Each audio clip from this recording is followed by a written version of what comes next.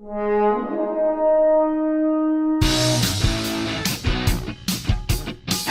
and welcome to Minute of the Apes, the daily podcast where we break down every minute of the Planet of the Apes movies, 1 minute at a time. I am Todd.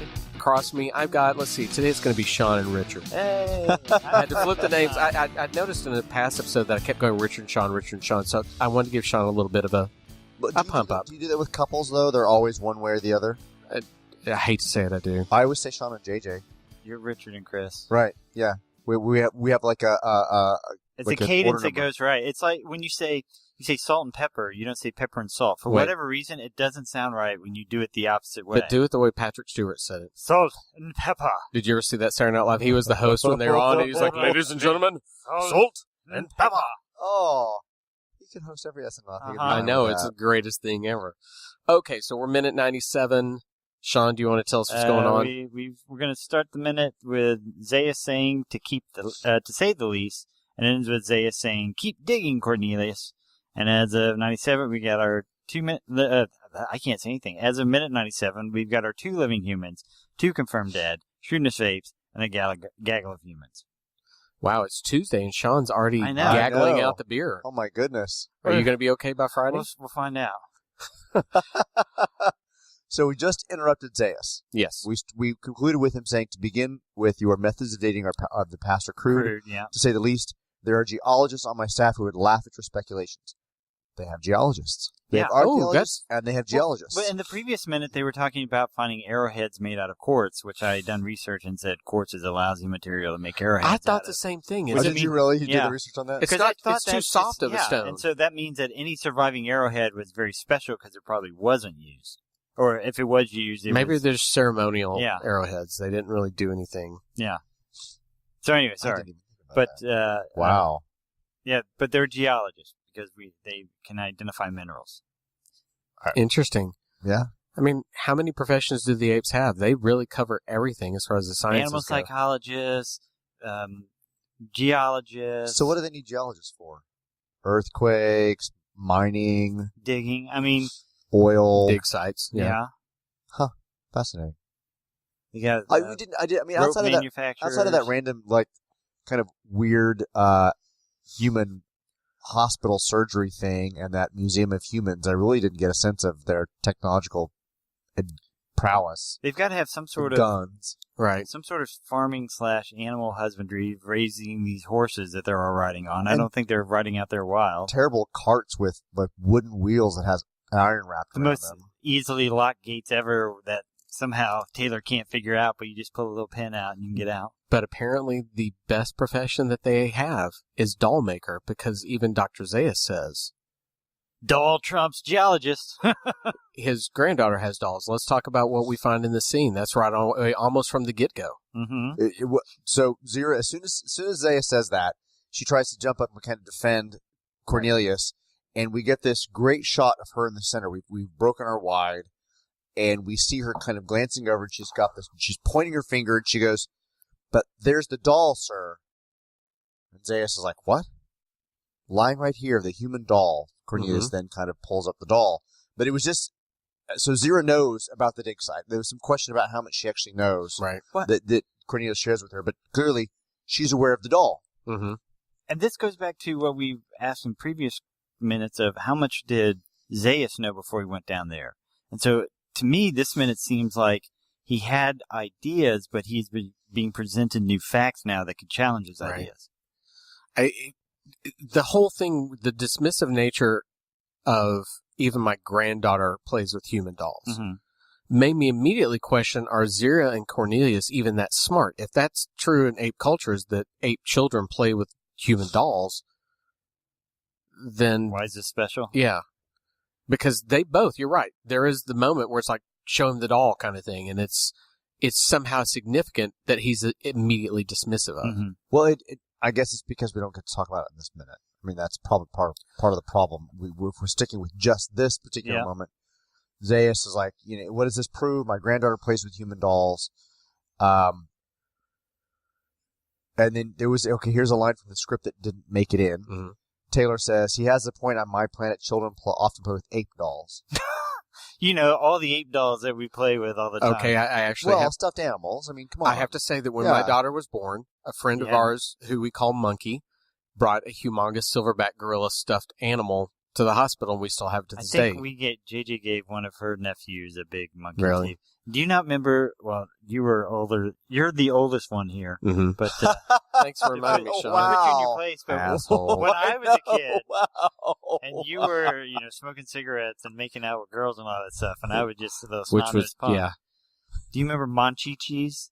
Yes. I mean, yeah, we played with little kind of monkey dolls. Yeah. I mean, and obviously I played with the Planet of the Apes figures. Yeah. So their apes do touch into and, if you the think toy world. It's to not extent. as if, kids will have plastic figures of lions and elephants. True. And, they'll play safari with little, a bear full of monkeys and stuff like that. Well, there's always that creepy one that you would see at carnivals and fairs that would have the Velcro hands that would strap around you, but it's really a puppet.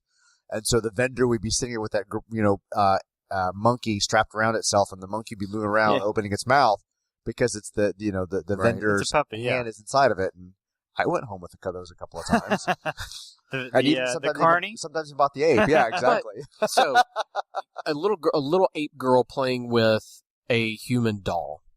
That human doll, the way we see it, is a loving thing you want to hold and cradle and baby and nourish. Mm-hmm. Does the ape child do that? Because let's talk about these different types of apes. If I know that, even my daughter, of course, was terrified of that huge silverback gorilla, but, most of those things don't look like something you want to cradle and love. So what do? Do they bash them and leash them and sling them around, or? Well, I guess what this is pointing out. Yeah, there's a lot of fear anytime they show up in public. Which is kind of mentioned about the museum, why a museum exists to humans. Mm-hmm. Why do his grape ape daughter have a human baby? I guess there's an element to this culture that sees humans as cute and adorable, somewhat. And pets and animals, and if you go to the zoo and you see a bear, you go, "Aw." If you have a teddy bear, you go, "Aw," and you play with it.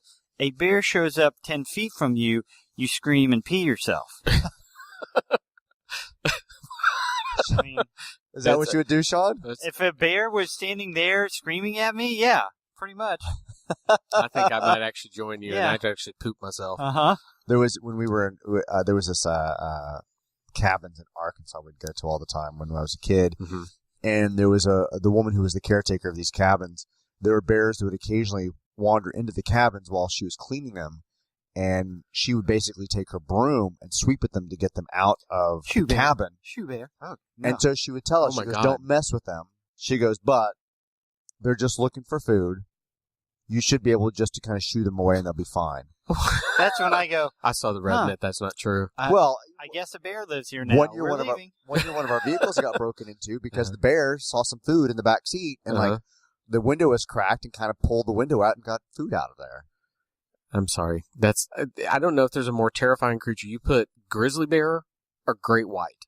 Those two, I'm terrified of both. Well, the first one has to be in the water. I was about to say, I'm somehow attracted to them. I want to be near them. With the great white, I can win by never getting in the water. That one, I win by that. Or I can win by never going into the woods. Yeah, but they can still come into your house somehow. Ooh, scary bear. I'm talking about sharks. Oh. Okay, that was the digression. That was the animal talk. So Zaya says, "What does this prove? My granddaughter plays with human dolls." And so... Meanwhile, real quick, and I'm glad you said it was a deleted line from Taylor. Zira and Taylor just sitting there watching this. Nova and Taylor just sitting there passively watching. Yeah, Taylor's almost twiddling his thumbs. Being determined, yeah. And we find out in later minutes kind of why he's doing it, that he's seeing something that we can't go into yet, but the way it's shot, he does look beyond disinterested. Mm-hmm. It's like here he's asked him, "Will you take care of my friends if they can prove it to you?" And suddenly he's seeing some things that should make him question and go, "Wait, hang on. This is a culture that we've already established may have been more advanced than you, and they have pretty human dolls. Why isn't he going, hey, beating his chest and standing up?" So I for some reason I thought this was in the next minute, but it's not. Cornelius does just go out and say it. The doll was found beside a jawbone of a man. Mm-hmm. And no trace of simian fossils have turned up in this deposit. So we're now saying that our 700 years earlier were men. were men. So 2,000 years. With a doll with a human jawbone with no traces of simian fossils. What I wanted to know, and I'm able to go into the next minute, why was a human that had a doll in a cave? Especially if they're supposed to be more advanced than the 700 years. I will give you the arrowheads, metallurgy, living close to nature, early primitive culture. Why was a man with a doll, more advanced culture, living in a cave? So, and that bothered me too, and I think I may have alluded to that when we first stepped into this set, and I'm glad you bring that up, because, and I'm sorry, Sean, we got to jump ahead. Essentially what the movie, what happens in the movie. Are they saying that should this occur, that rock is reformed over what was originally soil? Because I even thought that too. It's like, and most caves are not set up into things like that with soil inside them. Well, because how would that soil get in? You look at the cave face, and it was by erosion, right? So was this point somehow covered with water? Maybe. Was the sea level higher at some point? Could be. And it eroded away the rock face, which is how he's able to get in. And this is actually, we should be looking at the surface of the top of the rock, not the fact that it's in a cave. Well, heck, I mean, it could be a Carlsbad cavern kind of situation where it was this cave was some sort of tourist attraction that people were at, and there was an accident 700 or 2,000 years ago that collapsed the cave on them, thus forming another layer. And then we, have sediment coming, wind blowing sand in, whatever, more people coming in and living in the cave or coming back and exploring it. And then you get to 1,300 years later and we build back up. Or it can be whatever catastrophic event eradicated this species. They simply were looking for somewhere to live. Or after the initial event happened, they chose that cave. Could just simply be that. Or because the writer said so. It is the idea. Ding! It is the idea that there's this culture of man that had advance something with a doll, and then right on top of that is the apes that are primitive, that clearly were probably in the cave, right? I mean, that's the assumption. That's the whole point of the cave. This next part was a little confusing to me. So Zaius jumps in and says, "Your conclusion is premature. Have you forgotten your scripture?" Yes. The 13th scroll, and he quotes from memory, it says. Oh, the old 13th scroll. And which, of course, you get the dun-dun-dun, 13th scroll. And Proteus brought the upright beast into the garden. So he's referring to man. Right. And who's Proteus? And chained him to a tree, and the children made sport of him. Because all religious scriptures end with, and the children made sport of them. And the children, so is Zaius saying that apes clearly had this man? The doll was an ape's toy, and he was being taunted. I was just very confused by this. The whole Proteus brought the upright beast in the garden. What was his point? And chained him to a tree, and the children made sport of him. Right. I don't really understand what his defense of this moment what that proves, meant to be. It's funny you say that, because I even thought the same thing. I thought, what do we prove by the upright beast? Because the upright beast could be seen as man or ape. Right. Then, and the children made sport of him. What? Why? Why? They chained him to a tree and they made sport of him. I'll be completely honest. I don't know if this is supposed to be like a parallel to another scripture that I'm not aware of. No. Sean is usually, I was about to say, if anybody. No. Because I don't remember them, and if you don't, then.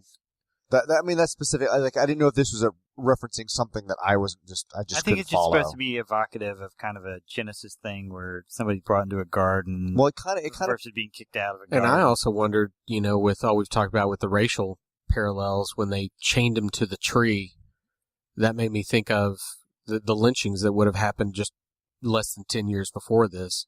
I mean, were they trying to evoke that? I mean, if that's what they were trying to bring about, if they're trying to evoke, exactly, for sure. It was interesting that Cornelius goes, "No, sir, I haven't forgotten." So I don't know what the power of the scripture was, but apparently it pulled Cornelius back some. Everything Zaius says pulls Cornelius back some. True. He's such a bitch. No, sir, I haven't He's forgotten. such a beta. And then Zaius kind of concludes with, "Well, for a time, the ancients kept humans as household pets until the lawgiver this is the second time we've heard lawgiver. Mhm. Uh huh. Until the lawgiver proved that man could not be tamed. Keep